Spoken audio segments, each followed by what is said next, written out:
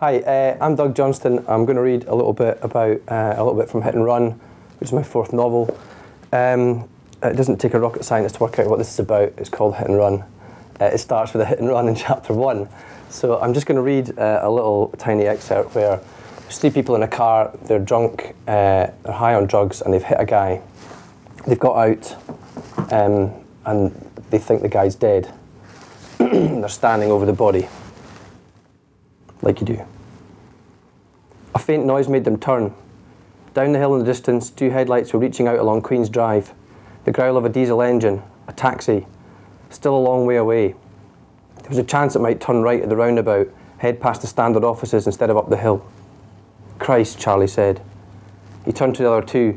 Zoe, kill the lights. Billy, come here. They both stood still, staring at the headlights in the distance. Do it, he shouted, making them jump. Zoe ran to the car as Charlie pulled his brother, staggering towards the body. Get his legs. Billy held the man's ankles. Expensive leather shoes, scuffed now. He felt Charlie lift the man's arms. Charlie pointed at the small clump of trees to the side of the road. That way. Billy shuffled backwards with the ankles in his grip, almost dropping them. The man's body scraped on the tarmac between them. They were plunged into near darkness as Zoe reached the car and switched the lights off. She removed the key and slammed the door, then headed over to them. Charlie and Billy looked the other way. The taxi went straight on at the roundabout, heading up the hill towards them, still some distance, headlights pointing away thanks to the bend in the road. They struggled to the pavement with the body, the headlights creeping down the opposite embankment towards them. Zoe took an ankle from Billy as they lugged the body. They reached the edge of the slope and heaved the corpse down into the trees and thick foliage. The taxi was almost on them now, chugging up the hill. Charlie and Zoe grabbed Billy and shoved him down the embankment, diving after him. Billy landed in thick nettles, stinging his hands, his face only a few inches from the dead man. Charlie landed next to him with a thump, Zoe rolling on top of Charlie in the mayhem. They heard the taxi engine ease off as the driver spotted the parked car and slowed. Then the revs picked up as he sped past the Micra and disappeared up the hill. The fading engine rumble left a vacuum behind. All Billy could hear was his own heavy breathing and a thin rustling of leaves. Zoe extricated herself from Charlie, and the 2 of them got up. Billy didn't look at the dead body, only a few inches away to his right. Instead, he gazed up at the sky, packed full of stars. Zoe and Charlie offered him their hands, and he let himself be lifted. Every movement meant more nettle stings, but Billy somehow enjoyed the sharp jabs of pain. He scrambled up the bank, Zoe and Charlie ahead of him. Billy looked along the road, darkness in both directions. Come on, Charlie said. He pushed Billy into the back seat of the Micra and then took the keys from Zoe. I'll drive. He got in the driving seat, Zoe in the front passenger, Billy alone in the back. Charlie started the engine and switched the lights on, then pulled out sharply, forcing Billy into his seat. As they drove away, he stared out the window at the starry sky, his mind numb. So, Doug, do you consider yourself a crime writer? Well, good question. I'm on Faber's crime and thriller list. It's interesting whenever you get asked. I get asked that question a lot. I've never really considered myself a crime writer, although it's a weird kind of definition. If you say crime writing to people, they immediately think of like police procedurals and stuff, which is not what I write at all. I do write kind of thrillers, but then if you say thriller, people think of, you know, big airport thriller novels with like embossed authors' names on the cover, and I don't write them either. So I don't see anything wrong with being classified as a crime writer. I don't have a problem with that.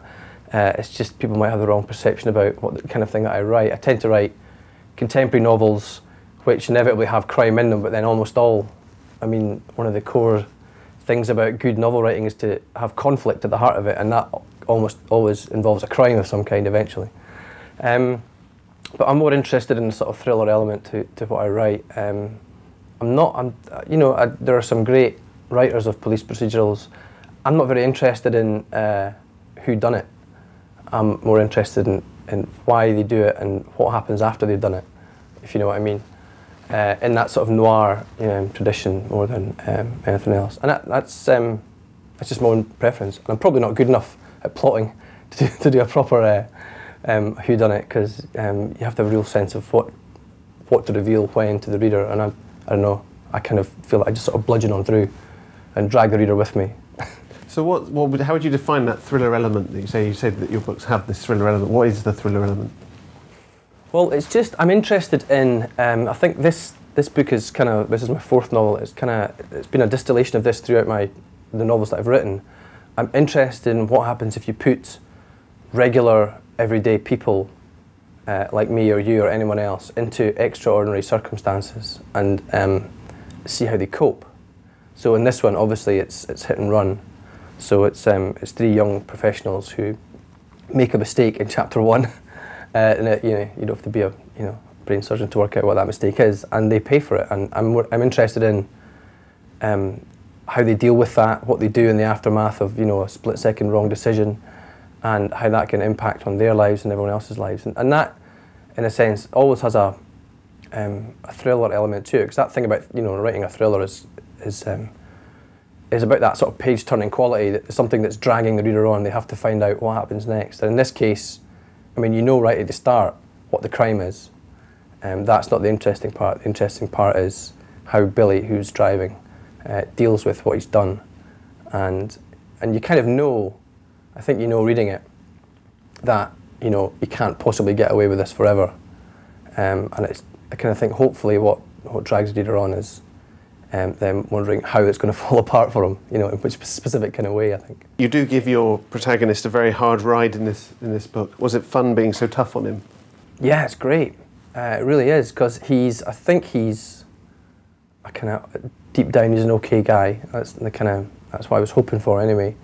But he's, I mean, because of all sorts of things, I don't want to give too much away in the book, but he's clearly suffering from some sort of post-traumatic stress, after the accident, and not just mental, he's suffering from various physical things, and also, huge amounts of guilt at what he's done. And he makes some incredibly bad decisions, like when he goes to speak to the widow of the guy that he's killed, because I should probably explain that he's a trainee crime reporter and he has to report on the hit and run that he's committed the next morning. And he gets more involved with, because of that, it's kind of in his face all the time. And that was just great. I love that. The central premise of that is a really neat one for just, ramping things up all the time. Because, I mean, it's incredible pressure anyway, having done something like that, and he's incredibly stressed. And then he has to report it. But then he kind of almost sees a way out of it because he knows more about the story than he ever lets on. So he kind of uses that to his advantage to get like headline scoops and stuff like that. But then it obviously always comes and backfires. Yeah, it's great fun. One of the things that the panel particularly liked about your book was the fact that the character keeps going. I mean, you say he's an ordinary person in an extraordinary situation, but I think most people would stop and have a lie down rather than carry on as your character does. I mean, how did you come up with a character who's resilient enough to have all this thrown at him? Well, I just think it's a part of it's one of the symptoms of his condition, if you like, the post-traumatic stress, is that he doesn't see a way out, and he has to keep sort of like picking away at the scab of what he's done. And I think it helps that he's young. I mean, he's in his early 20s, and you have a certain amount of resilience, physical, for drink and drugs and stuff like that perhaps people of a slightly more mature vintage like us might not. And I think you can just try and ramp that up. That's one of these things you don't really realise when you're writing novels, that you do this. You have certain tropes that you have, within all your fiction. And my second novel was called The Aussians, was about an indie band, unsigned band, touring the Highlands and falling apart in a mess of drink and drugs. And that guy in that didn't sleep for a whole week at all, I don't think. And Smokeheads, my next novel, was about some guys basically drinking themselves stupid on a distillery tour. So yeah, I've got previous for that. I don't know. I didn't see anything about my psyche at all, honest. Well, it's not just the drink and drugs, though, is it? It's the physical harm that happens to him. I mean, the sort of terrible things. I mean, he's a bit like a sort of Roadrunner and Wile E. Coyote, isn't he? I mean, sort of terrible things happen to him, and he keeps going. Yeah, I mean, without wanting to give too much away, he does end up in hospital at some point and then checks himself out while no one's looking. But there's a reason for that. I mean, it doesn't. Hopefully, it doesn't say. I mean, it is a bit sort of Roadrunner and Wile E. Coyote, but hopefully, it's not too cartoonish. It's not out with the realms of possibility that he, because he's obviously in a disturbed mental state. He's in a lot of trouble. He's got a lot of mixed up emotions for various other characters that he thinks he has to save or whatever. Yeah. So. Despite having had brain surgery, he checks himself out 24 hours later, and that's great because that increases the dramatic tension, because he shouldn't be out and about. He's walking about with a bandaged head, for Christ's sake. But it's just a matter of this can't go on forever. This is going to end badly, It's just a matter of how badly it's going to end, I think. So how do you research a book like this? I just drive around hitting people and driving off without telling anyone. And yeah, that's it. Well, you mentioned... No. I'm only joking. I honestly didn't kill anyone in research for this book. Well, I mean, it's interesting. I set it all. It's set in Edinburgh. It's deliberately kind of claustrophobic. I hope it's not the sort of tourist area of Edinburgh necessarily. All the action happens within about 1 or 2 square miles, and it's an area I know really well because I was a student. I still live in Edinburgh now, but I was a student that lived in that area. You know, driven around that part of the town, walked around it, drunk in those pubs, you know. And I also worked for a brief time at the Scottish Standard offices, which is actually the Scotsman offices, you know where they are. And it just, so that research was very easy because, you know, I knew it all, I knew that really well. As for the other stuff, you know, it just, you know, use your imagination. I'm with Ian Banks when he says that he became a novelist, so he had to do the least amount of research possible. Because if you write a non-fiction book, then you have to do proper research, because people can call you up on it. I went to see you read the other evening, and you mentioned on stage that not only did the book grow out of an interest in car crashes, but you also sang a song about a car crash. So when did this start, this obsession with car crashes? Are we getting on the psychiatrist chair? Well, I don't know. It started a few years ago. I became quite obsessed with writing about car crashes in various different forms. I did crash a car once, a long time ago, over 20 years ago, and it was a red Nissan Micra, as features in Hit and Run. But I don't know why that would bubble to the surface of my psyche now. No real reason. And nobody was hurt in that crash, I hasten to add, except my mum and dad, whose car it was. They didn't appreciate that. It was more, they were crushed by the whole thing. Anyway, no, I was weird. I don't really know where these things come from, and it's best not to poke too deeply at that. Just use it. I mean, I have written, my previous novel, Smokeheads, had, you know, it turned on a car accident. And yeah, I'd written 3 songs, I'm also in a band, I've written 3 songs about car crashes, and a couple of short film scripts, and a couple of short stories. I don't know. It's one of the things about car crashes is that they're obviously inherently dramatic. You know, it's useful in that sense, just for ramping up the excitement of someone's going to, you know, be reading and think. And it's a kind of a weird thing about. I said this once at an event. I was saying, you know how you're driving along, and you think, if I just went like that into oncoming traffic, and everyone sort of looked at me aghast, obviously, and I was like, okay, that's just me then. But it's something like, I mean, almost everyone drives. You know, the vast majority of people drive. We're speeding around the country in these massive, you know, 1.5 tons of metal. You know, we could all die at any minute. You know, it strikes me as bizarre that we all take it in our stride like the way we do. The book has a very cinematic feel. Are films an influence on you? Yeah, I think that's inevitable with people of kind of my generation. I am as much influenced by film as I am by literature, I think. And it strikes me that that's a no-brainer, because that's how I was brought up, I think. You know, I certainly wasn't brought up in an ignorant household where we didn't have books. I was doing lots of reading, but you know, you're exposed to film and TV and all the tropes of those things, you know, from an incredibly early age, even a sort of child of the 70s like me. I mean, it must be 100-fold now for, you know, I've got 2 young kids, and, you know, they're exposed to that stuff, you know, all the time. Less so when I was, you know, grew up in the 70s, but still a lot of it. And I think, yeah, you do, I mean, I don't ever sit down and think this will have to be cinematic. Sure. That's not how the brain works. But I think it's inevitable that bleeds into it. You automatically think in terms of films or television that you've liked that have influenced you. You know, film, certainly cinema, is absolutely the most, for me, it's the most direct art form, I think. You know, you can do incredible things in 90 minutes, you know, on a big screen. I mean, obviously, like, literature has its own advantages for getting inside character and mindset and stuff, but, you know, you can make people, I mean, I've cried more at films than I've ever cried, you know, reading books. Sure. And that strikes me as, I mean, I'm trying to do that in my writing.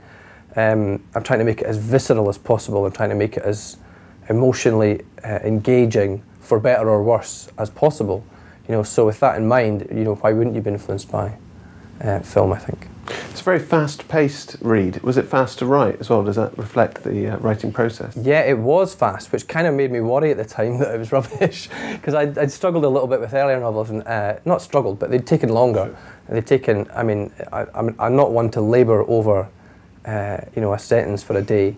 That's not how I work. It's maybe the journalism sort of experience that I just, I get my head down for a few hours, bash stuff out in short bursts as well, because I tend to find that if I'm writing for longer than a couple of hours, that the energy tends to flag in the prose. So I kind of just stop at that point and then come back to it the next day or later on that day or whatever, and get a new burst of energy into it. But yeah, I mean, it's very deliberate, and it seems to be the books have been getting faster paced as I've been going along, and I've been writing them faster. I mean, this one, the first draft was less than 3 months, and it felt right. Which again, being the sort of paranoid Scotsman that I am, I thought, oh, this is too easy. This must be rubbish. But then you get the redrafting and all that sort of stuff. And when I showed it to a couple of people that writers that I respect their opinion, they were like, "This is really good." So I was like, I was reasonably happy that it wasn't a total mess at that point. But yeah, I think, I'm not one. I mean, I don't write long books, so I don't write long, sprawling family saga epics or anything like that. So it's easier for me in a sense. But I can bash out a first draft in 3 months now. I'm pretty sure. Sounds like a real banging away in the type. I can bash out a first draft in a couple of months easy. Your next one will now take you 5 years. Yeah, probably. I've cursed it now. And how do you feel about being selected for Fiction Uncovered? Oh, it's brilliant. Way, Fiction Uncovered. No, I mean, I find it really interesting. Absolutely chuffed, totally thrilled. And it's a really interesting spread of books. I mean, as a inverted commas crime writer, going back to your first question. Yeah, it's interesting to be included. I mean, there's some really, really great books in there, some really interesting stuff, and it's really diverse. And it kind of just shows, I think, the kind of spread of great writing that's out there, across genres and however else you want to define them. There's just like loads of great writing. And one of the interesting things about this list is that it's, almost everything on it is the kind of book that I would want to read, because these are the kind of writers that I like. But I'm not massively into big mainstream writers, and I'm not, if I'm honest, a huge fan of the more esoteric literary end of the scale. But none of these books seem to be like that. They seem to be kind of, approachable yet cleverly crafted, which is, bingo, good stuff.